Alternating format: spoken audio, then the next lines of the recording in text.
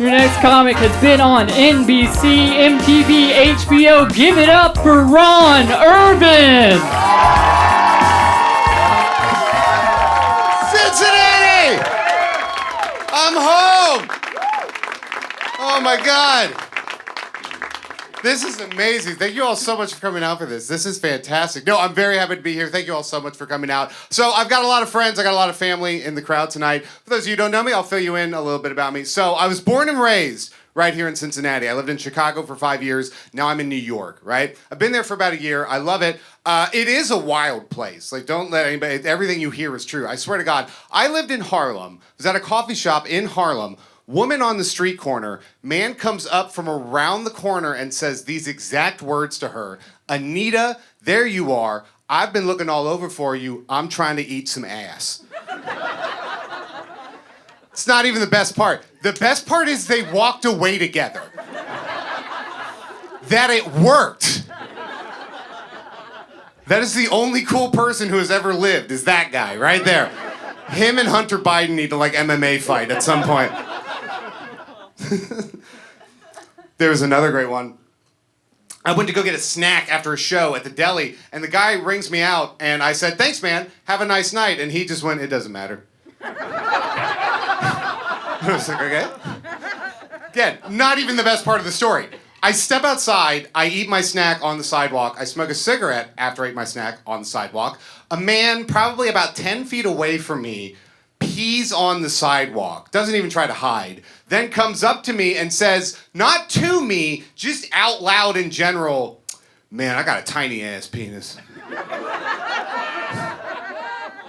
Followed it up with, hope nobody ends up shooting my ass over one of these days. What scenario? I spent the rest of the night trying to figure out how a robbery goes that wrong. That's amazing. We were supposed to get the money and get out. I didn't know we had a small dick. We got a fucking body on our hands. That's another big thing with me. I don't even put my headphones in anymore on the subway when I'm walking the street. Because that's something that is more entertaining than any music you will ever listen to, any podcast, is just the random musings of New York City. I swear to God, I was walking in Midtown the other day, and two guys blew past me, and I just heard one say to the other, yeah, so this bitch knew I was autistic, and then they just kept flying away. And I will never forgive myself for not getting context for that, ever. Just like, what happened? Come back here, bud. She touched your bionicles? What happened? Let's figure this out. Crazy place. And I think, especially for being out here, there's this notion in the Midwest that like New Yorkers are all very kind of rude, mean. That's kind of the feedback I get. And in my experience so far, I think New Yorkers are honestly some of the kindest people that I've ever met in my entire life. However, they are kind, but they are not nice. Does that make sense? They're great. They're not going to be nice about it. Somebody who I knew for like 5 minutes the other day looked me dead in the eye and said, I can't tell if you're handsome or not. And the worst part was I thought about it and I was like, fair. I get it, I guess, kind of.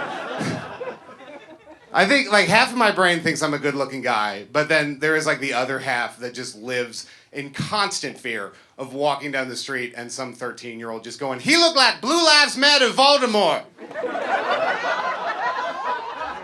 Great.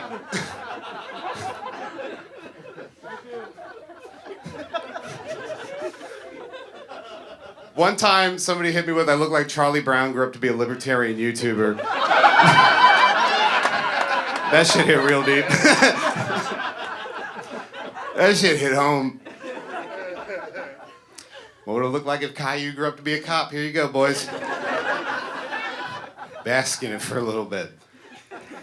But I moved to New York in February of 2021. Like, vaccines were just starting to come out. Things were just starting to open up. But we were still doing, if you don't know, comedy, live entertainment kind of shut down with COVID, right? comedians were doing every show that we could do outside. And in New York, what that meant was kind of in bus lanes, they've built these shacks for restaurants to do outdoor dining. We would do comedy in those. Here's the problem. It's fucking New York. So you'd be standing in a shed doing comedy, and where that pole is right there is like an apartment building, right? And somebody in that apartment building worked for 14 hours in a hospital that day during a fucking pandemic, and they sat down in their home, their safe space, and there's some 32-year-old dog walker outside with a microphone just like, you know Obama was eating pussy or fucking whatever. It's evil. I would rather have like a psycho person screaming outside. At least I can feel sorry for them. I'm done. I know somebody in the middle of the pandemic, a comedian, shot a whole hour of comedy, and I guess this kind of like center garden area of her apartment building, and her landlord's response to that was, don't ever fucking do that again. And her response was, I don't get it, people love comedy. And I'm like, yeah, not when it's like piped into their homes against their will, you asshole. Fucking crazy person. Oh, you know what else we got in New York? We got legal weed out in New York. How about that? You guys want that? Yes! Everybody wants to pay $90 for an eighth. There you go. I say in the most polite way possible, suck my dick from the back. That's not happening. I will buy crack before I buy a $90 eighth. Do you understand? That is not, I swear, I lived in Chicago too, where it was legal there for a while. And I remember before it was legal, I was smoking a bowl waiting for a bus to pull up. Then the bus pulled up, and my stupid, like, stoned brain, my first thought was, oh no, I'm gonna smell like weed on the bus. Right, because like a millisecond later, I remembered, like, if you get on a bus in Chicago and your only crime is smelling like weed, you get to drive the bus. Did you know that? It's a union town, baby. I remember like living out in Chicago, I would tell people I lived there, and there was kind of this automatic notion of, oh, do you guys eat weird fucking hot dogs and deep dish all the time? And it's like, no, it's a touristy thing, right? It's not like a mainstay of people's diets. I love them, but no, nobody eats them all the time. But then the difference is I tell people that I'm from here, and they're like, oh, do you guys eat that weird fucking chili all the time? And it's like, honestly, yeah, like constantly. Like 4 times a week. Just because it's close. I don't even think about it. You should be sweating brown at this point. Let's get into Cincinnati, though. Let's talk about that. I love Cincinnati. I love being from here. I love coming home here as much as I can. Here's a fun one. Now that I'm from Ohio and I've like lived elsewhere, fun fact, if you ever make your way out of here, nobody's going to tell you that you're white trash. Did you know that? You're just going to figure it out on your own. Something will happen and it's going to click. Nobody notifies you, right? Like, I live in New York, and I meet, like, I feel like 20 fucking people a day. And, like, it surprised me how many people, when they first meet me, their first question is, where did you go to school and what did you study? And every time I just have to be like, brother, I'm from Ohio. I fucking majored in smoking cigarettes outside of the mall. I don't know what you want from me. With a minor in trying to get pussy at Spencer's, I guess. I don't know how to... It's usually how this goes. I found a real tourism video for Cincinnati on YouTube. It's probably still there. This was years ago. But all I remember is it starts with this guy. He comes out on the screen. He comes into frame. And his first words are, if you want to be an actor, move out to Los Angeles. If you want to be a singer, move out to Memphis. But if you want to be a human being, come to Cincinnati. The fuck is wrong with you? The fuck is wrong with this city? You can't sell a place on things you can't do there, right? That's not how any advertising works at all. And then they got to, like, the touristy part, things you could do when you're in town visiting, right? Hand to God, everything they listed is basically everywhere else in the country, except for 2 things. 1, the Reds, our baseball team. The team that you're not a fan of if you're not from here, because that's how fucking sports work. And 2, this is going to be the most niche of this special, Findlay Market. Everybody in this room knows what Findlay Market is. The people at home watching don't. Findlay Market is just a year-round farmer's market. That's it. So this city needs to change its slogan to Cincinnati. You like baseball? Shit, how about fruit? Because that's all we got. put it on the flag, and then there's a little like banner underneath it, and in Latin it just says, "Take it or leave it, homos," and that's the basic vibe of this place. Oh my God. We've got a fun little nice pile of notable things from here. All of us know what catfishing is, or we've seen that show Catfish, right? Okay, so everybody's familiar. If you didn't know, they shot an episode here in Cincinnati, and in this episode there was a gay man who was being catfished by his cousin for 3 years. And when it was revealed, and he turned to her and said, "How could you do this to me?" Her response was, "You should have never called me a fat-ass Kelly Price." God bless my people. God bless this city. I have to live with like the knowledge as a comedian, I will never write anything funnier than that. You understand? She didn't even try, and just out of the ballpark. It was like done. We comedians, we argue so much about like what is the funny, who's the funniest, what's real humor. I'm telling you right now, the funniest person in the world is any random black 14-year-old with an iPhone, all right? They will destroy all of us. It's done. Have you been on TikTok for 2 seconds? Game over. Who is the greatest comedian? You don't know him. His name is DeMarcus. He has soccer practice in the morning. Go home and read a book and get a real job, all right? Oh my God. I lived in Chicago for 5 years. I love Chicago. Chicago's an amazing city. One of my favorite stories from out there is there was a show that they did there at a gay bar. And when they would book you for this show, at the very bottom of the email, the producer would always write, "Just so everyone is aware, the venue is a, quote, straight-friendly gay bar." I responded, "That's literally every gay bar." Have you ever been to one before? Like, they're cool with it. It's fine.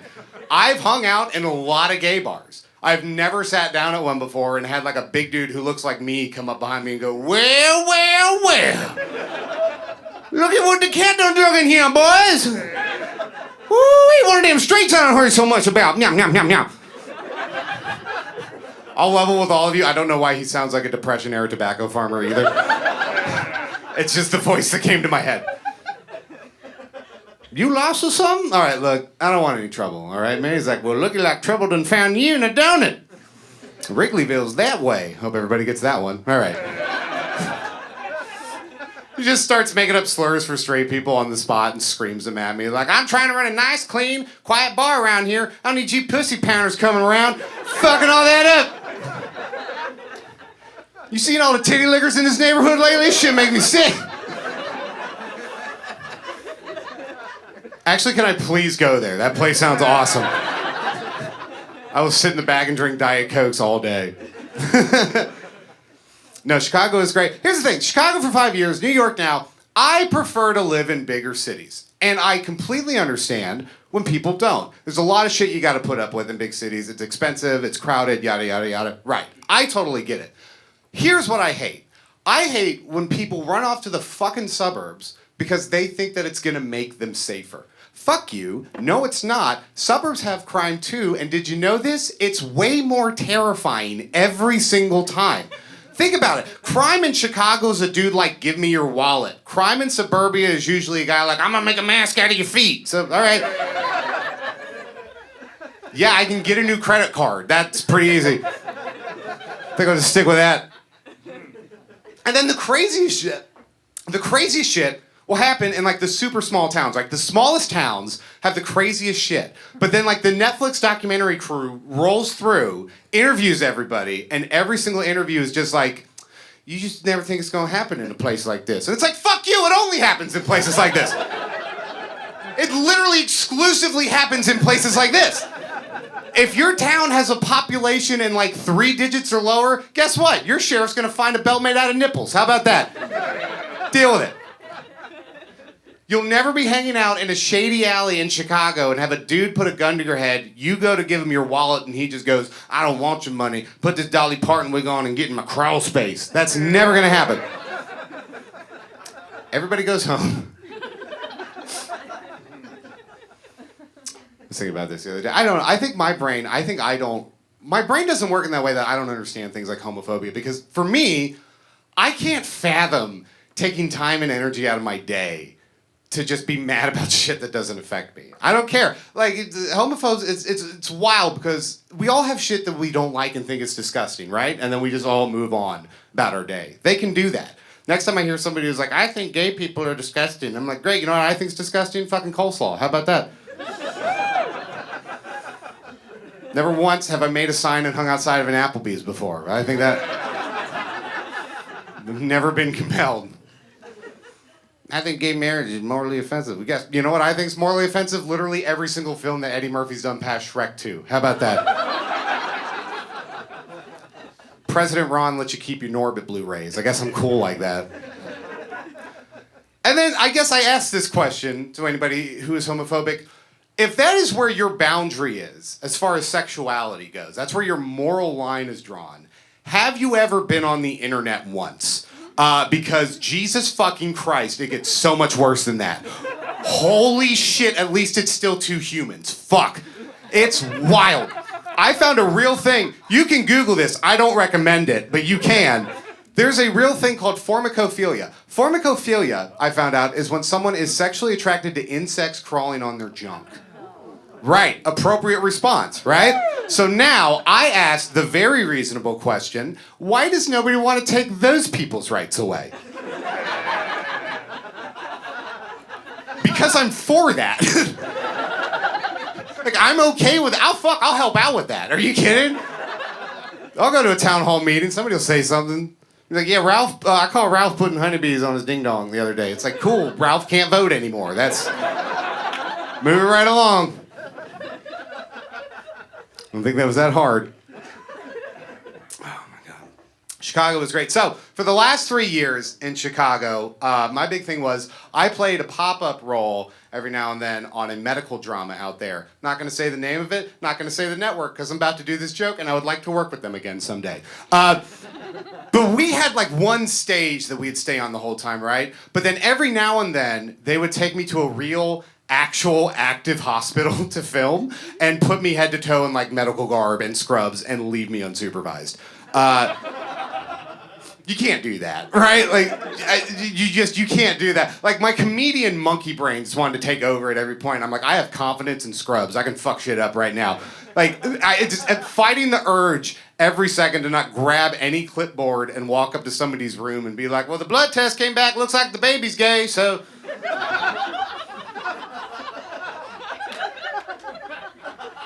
The pamphlet I found on the floor, it ain't related. Do you have any weed? Oh my God. I am millennial trash. Anybody else in here? Yeah. I don't want to give boomers a win, but truly the worst generation. Like, absolutely. Just the generation that did real life adult Quidditch leagues, I just don't think it's opinions. You're just not allowed to have opinions on anything. You sacrifice that. And now, like, I'm 31, right? And so now I have my friends around me are all 31, and they're saying stupid 31-year-old bullshit like, fucking dating in your 30s sucks. I don't want to be a stepdad. Cool. She also doesn't want to co-host your wrestling podcast. How about that, bud? I feel like we can meet in the middle, Mr. Funko Pop. How's that going to work out? Yeah, but what does she bring to the table? I don't know, dude. Just take your fucking Power Ranger shirt off first before you ask questions. Like this. And then I found a real study that said that millennials suffer higher rates of depression than any generation before them. Gen Z might have passed that, I don't know, but millennials at least. And I thought about that for a second, and I think there's a lot of good answers for that. I think there's a lot of really good answers for that. Here's one I want to throw in the bucket that I don't see anybody else mentioning. I watched a dude get fucked to death by a horse on the internet when I was 11. You know who else did? All of my friends. I made sure of it. Oh, no, I'm not going down alone, bud. I saw that before I knew what, like, regular sex was. That has to do something, right? There's no back to normal. If you were, like, young, if you just had internet in, like, 2003 and you were young, you're just like, cool, that's what a beheading looks like. All right, off to 6th grade, I guess. Let's go. Now we're just out here raw dogging life. You know what's wild? Can you imagine being into any kind... Like, can you imagine being a furry before a furry was a thing? Like they had, like before the internet, there had to be some dude in like 1952 who just saw Bugs Bunny in a dress and was like, fuck, that does it for me, I guess. I think that makes me a communist. I'm not sure. I'm not going to tell anybody. You know what you had to do in like 1955? If you wanted a pornography, one picture of two married, straight, white people having missionary-style sex, you had to get it from a guy who killed people, right? Can you imagine, like, into anything? In 1962, if you told somebody what BDSM was and said that you were into it, they just took the front half of your brain, right? That was no question. The doctor smoked a cigarette the whole time, and he just ashed it in your cavernous skull and sent you home. Not good. I'm so happy. One of the things I'm back. Have people been going to the movies again now that things are starting to reopen? Please tell me. Everybody in here has sex? All right, fine. That's cool. I'm just saying, if you go to AMC, pay $20 a month, you get 3 movies a week, never talk to a woman ever again. I'm pretty happy right now. No, the movies are my church. That is my thing. I fucking love movies. And I have like a solid group of people I go to the movies with. But I also go to just as many movies alone. And in all honesty, does anybody think that's weird to go to the movies alone? Nobody? A lot of people do. I don't think it is. I think the only reason you would need somebody at the movies is if you're going to talk to them, right? And what happens when we talk at the movies? Everybody say it out loud for me. That's right. I steal your credit card and fuck your father. Do you hear me? I will destroy your credit and your fucking family, all right? Do not ruin my Wednesday noon viewing of Sonic the Hedgehog. Because I have no control in my life anymore. True story, I went to go see Sonic the Hedgehog alone at noon on a Sunday in downtown Chicago. Yeah, and when I vote for president, it counts just as much as yours, so that's pretty great, right? So, as if that wasn't pathetic enough, there is a story to the Sonic movie. So I go down there, again, noon, Sunday, downtown Chicago, Sonic the Hedgehog. I'm wearing sweatpants. It's bad, right? So I go in, there's nobody in there. There's like 5 people in there. So I get the whole back row section to myself, right? Movie starts, a woman comes in with 2 kids, I want to say like 6 or 7 years old, comes up, sits not only in my row, but directly next to me with the 2 children in an empty theater. And my immediate thought was just, lady, I have drugs in my pocket and brain right now. You can't do this. Please don't do that. Of course I'm on drugs. It's noon, it's Sunday, and I'm seeing Sonic the Hedgehog. You're either on drugs or you've never made eye contact with anybody in your entire life if you're doing that. There's no in between, right? But it gets weirder. So that's weird. I'm sitting there the whole time just kind of weirded out, but whatever. The kids are like well behaved. Halfway through, she stands up and goes to refill the popcorn, leaves for like 10 minutes, left the children with me the entire time. And I just like my brain broke. I didn't know what was going on. I was like, lady, you have like 30 seconds to get back here or I swear I'm teaching these children how to vape and I don't know why. Please. Oh, I do love. Oh, you know, it was something, especially out here in the Midwest. I'm sure I'll start doing it out in New York too. I would tear up doing comedy on the road using like the Greyhound and the Megabus. Anybody frequented those amazing services? One person. Everybody else in here travels in comfort. Jesus Christ. You guys are a bunch of sex and money havers, and I don't like it. This is a proletariat special, all right? No pussy, no peace. All right, that's fine.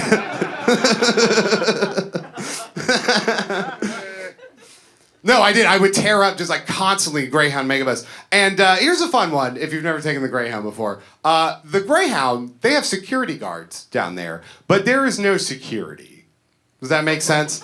Like, it's just theater. Bring your weed on there. Nobody fucking cares. It's awesome. If you have $15, you're getting to Des Moines, buddy. There's no questions asked. And I pondered it, and I was like, they don't check, like, anything. Like, there's nothing. And I suddenly realized, oh, yeah, I don't think terrorists want to blow up a Greyhound bus. I just think that's not worth their time, right? Like, I think terrorists want to scare us, right? They install fear for political gain. That's what they do. If you blow up a Greyhound bus, you just give everybody on that bus exactly what they want. So I don't know what to tell you, but I'm sorry that ISIS isn't dumb, all right? I don't think the nation is going to mourn the loss of 12 people from the Def Leppard t-shirt market. How about that? I think a flip-flop aisle or two might take a hit, but we'll be fine. We'll bounce back. The Megabus is fantastic because the Megabus is like the Greyhound, but just for drugs. Oh my God. There's no station. They literally just pick you up on a street corner. Mwah, beautiful. Another true story. There was one time I was coming here for a weekend, here to Cincinnati for a weekend when I was living in Chicago. When you would take the Megabus from Chicago to Cincinnati, Cincy was the main destination, but they also stopped in Indianapolis, right? So there's a woman behind me going to Indianapolis, doesn't know this is how it works. Guy comes over the intercom, good morning everyone, thank you so much for taking the Megabus, my name is so-and-so, this is the line to Cincinnati. She stood up from her seat and screamed at the top of her lungs, Cincinnati, oh God, no.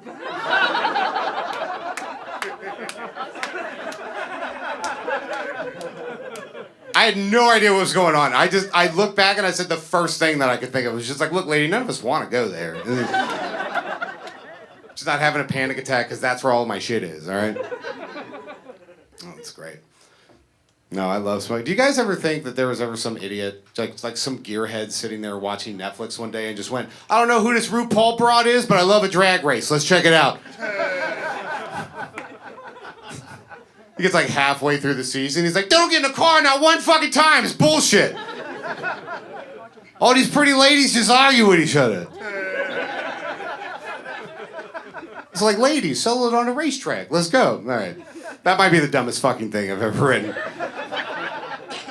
I think I can top that because I also applied that same logic to a dude in the 70s with the Village People. Just like saw them and he's like, finally music made by working class stiffs like me. This is great.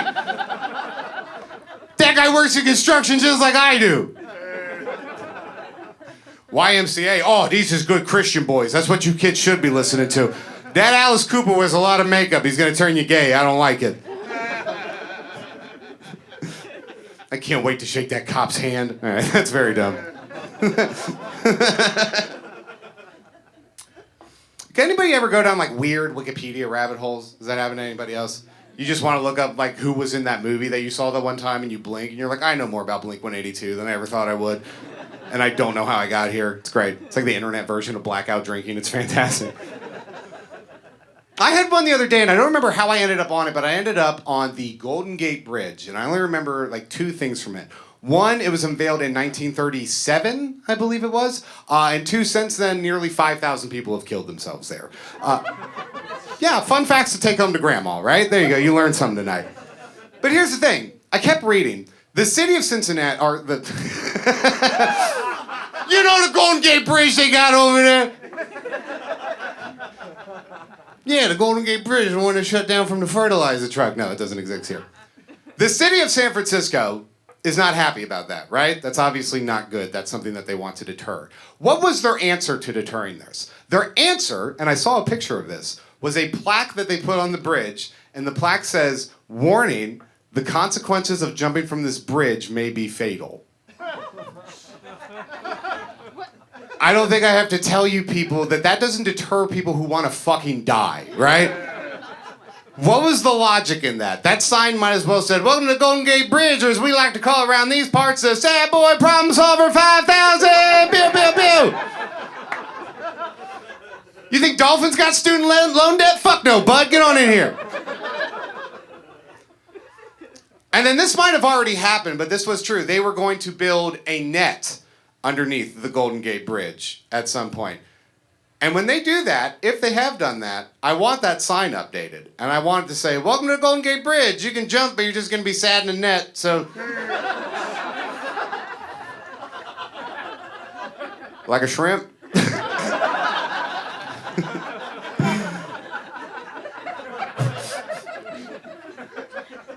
Do whatever feels right. We'll come get you, buddy. Welcome to the Golden Gate Bridge.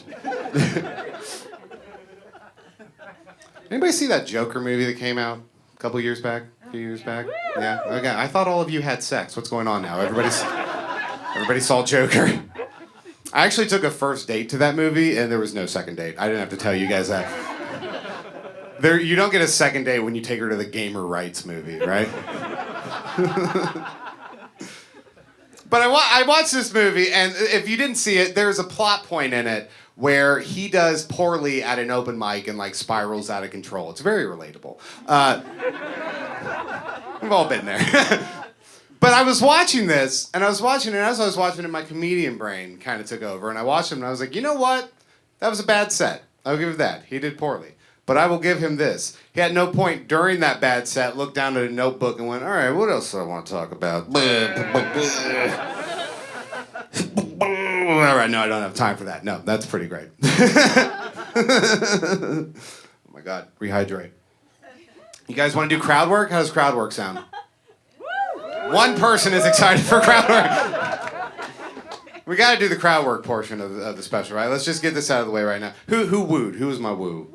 Oh yeah, that's your. What's your name? Nina. Nina, nice to meet you. Nina, I have a very quick question for you. If it was possible, do you think you would be a superhero or a supervillain? What do you think? Supervillain. See, I say that too. I do this bit, and 98% of people say superhero, right? I say supervillain because I already know what I would do. I would run around cutting off dudes' junk with power tools.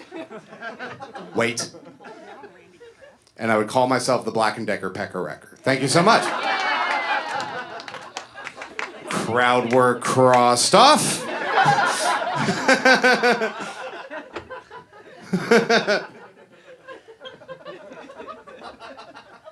That's how you do a special.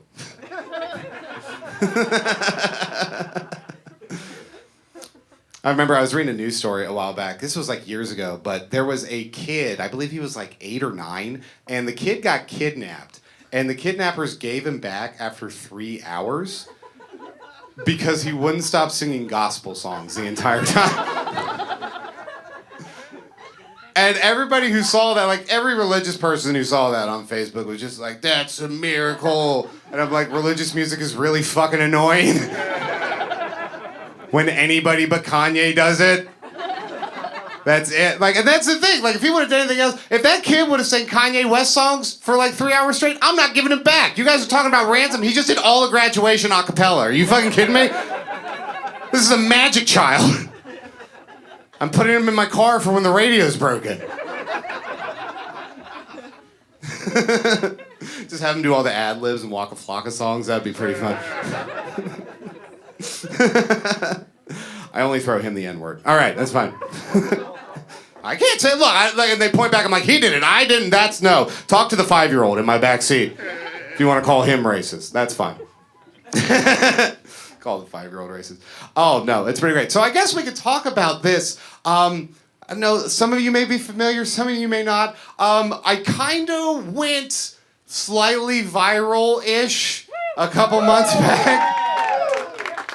Kinda, for like the worst reason ever.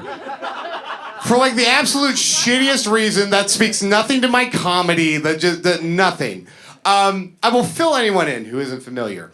On TikTok, there was a young man, and he said that he had the smallest apartment in New York City and showed it off. And he showed off his queen bed. And I was like, motherfucker, you have a queen bed? I'll kill you. Look at this. And I was like, I don't know if it's like that much. I don't know if it's smaller technically, but dude, you've got competition, right? So I made a response video to that, and it spiraled wildly out of control. The New York Post was at my apartment the next day. I don't know how this happened. And it's the New York Post. I was right there on the front page of the New York Post. Not the cover, but the front page. So it's still the New York Post. So it was just like, homeless people are rubbing their dicks on people in the subway. This guy has a tiny apartment.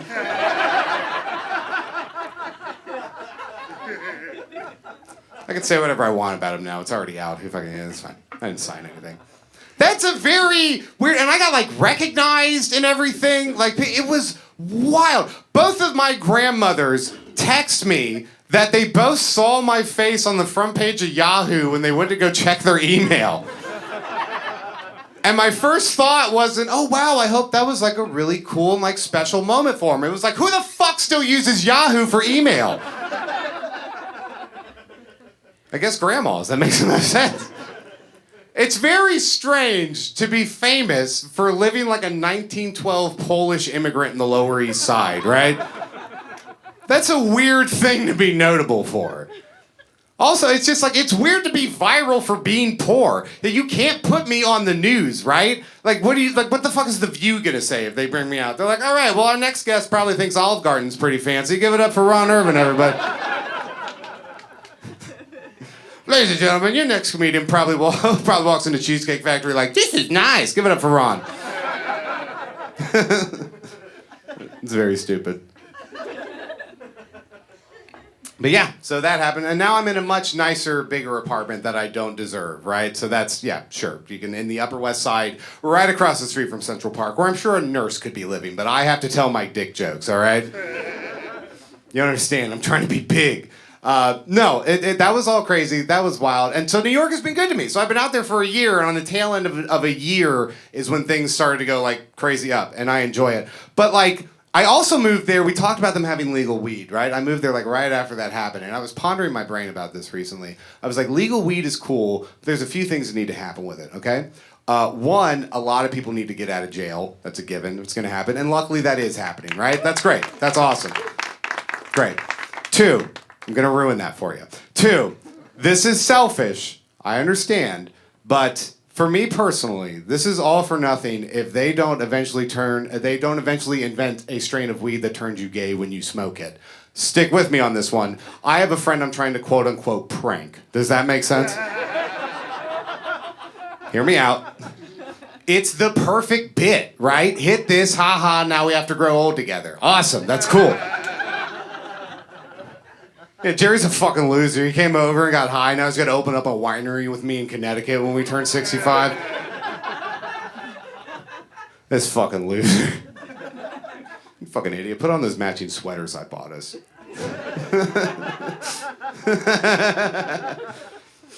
Oh my God.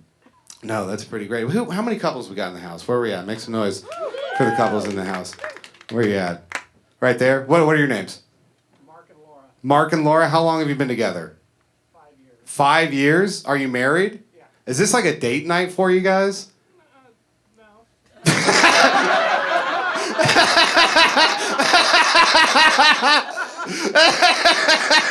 That's the greatest response you could ever give to that. This is like a date night for you guys? Not really. So what are you guys doing anything out? What is like a normal date night for you? Okay, well that's a weird thing to be for. Like, what do you guys do for fun? I don't know. There's a weird sadness to that statement, right? What do you guys? I don't know. People. Oh my God! So we have to touch on this. We have to talk about this. I'm in Cincinnati. The Bengals. I know this is kind of relevant, but I came home for the Super Bowl. That was a mistake. But somebody was telling me about how, like, my friend here, there were people, like, 3 weeks later, after they had lost, just still, like, in suburban Cincinnati, so devastated about it. And I was like, yeah, we're in suburban Cincinnati. Let's be honest, like, a Marvel movie is the peak of these people's existence. Like, they would end it all if Quantumania wasn't coming out. You know that, right? Moon Knight is why they're holding on. But I envy that. I really do envy that. People ask me my goals in show business. I have no goals in show business. My goal is to make literally $5 million, then come back here and just become the most obese person ever and not care about show business at all. Like, if anybody's seen that show, My 600-Pound Life? You know that show? I hate that I have to watch that show and I'm supposed to feel bad for people living my fucking dream, right?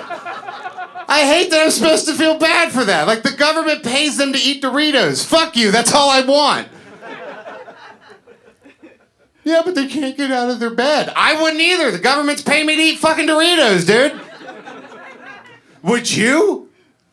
Yeah, but they're gonna die soon. Great, I've accomplished all I want. The government has paid me to eat Doritos. I'm fine with calling it. I did. I lost a decent amount of weight. Oh God, I lost over like 100 pounds like 2 years ago. Stop, don't.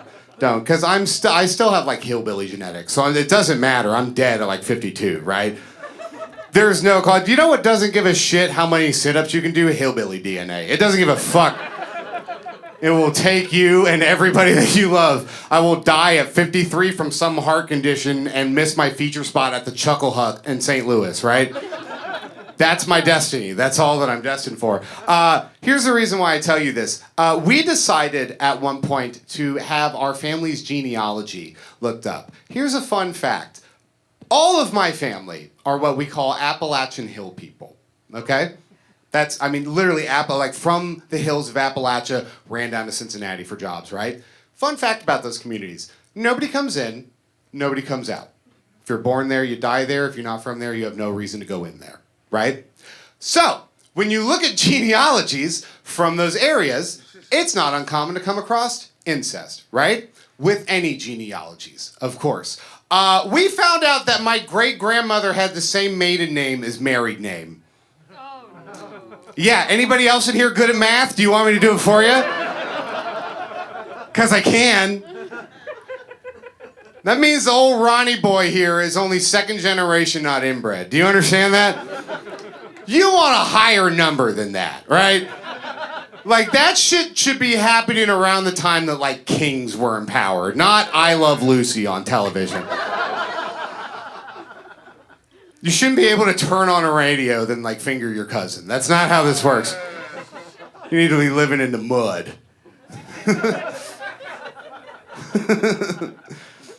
Fun fact. I think I have a fun losing my virginity story. I think I do.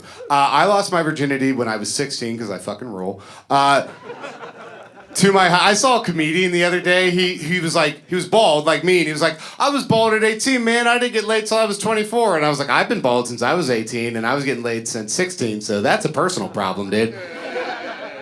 That sounds like that shit's on you. Also, yeah, no, it's fine. I lost my virginity when I was 16 years old in my father's garage while I was playing Mortal Kombat 2 on Sega Genesis with my girlfriend. Right, great start, right? Already just killer start. So we start kissing, we start making out, we decide that we're gonna go ahead and have sex. Now, we're sitting on the couch. We need something to lay out to have sex on. You may ask yourself, why did you just have sex on the couch? Good answer. Because it was a gross garage couch. A couch doesn't get to the garage without going down a few notches. You know that, right? Like, some shit's gotta happen. We lay out the only thing that I had to lay out in that entire garage, and that was a comforter that I had as a child that had characters from the 90s Batman animated series on it.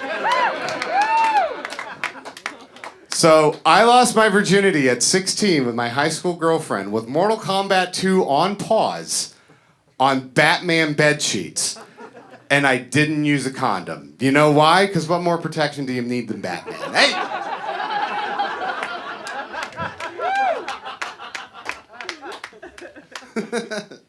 It doesn't really get much better than that, no. Yeah, truly, it was all downhill from there. Once Hot Topic stopped looking weird, it all kind of started just getting bad for old Ron. That's really it. That was like a signifier. Jesus Christ. Shout out to Annie Ann's keeping malls open everywhere. Whew, holy fuck. Oh my God. No, it's great. I think I've been living out, and we have great public transit, obviously, in bigger cities. And I've been really lucky to avoid any kind of craziness riding the subways in Chicago and New York. Nothing really like too much to tell. I have had a few. There was one the other day I was on, and I was listening to music, so I didn't hear the crazy guy screaming. But then when there was like a moment in between the songs where there was silence, I just heard him go, Elton John, Billy Joel, Bruce Springsteen, they're all homosexuals. And I thought, well, he's right about one of them. What does he know that we might not about the other ones? That man might be the last true living prophet in this entire godforsaken city. God, I want to thank you all so much for coming out to help me film my first special. And I say this from the bottom of my heart, I'd rather sell out here than Madison Square fucking Garden any day. Thank you all so much for Cincinnati. I love you. I'll see you soon.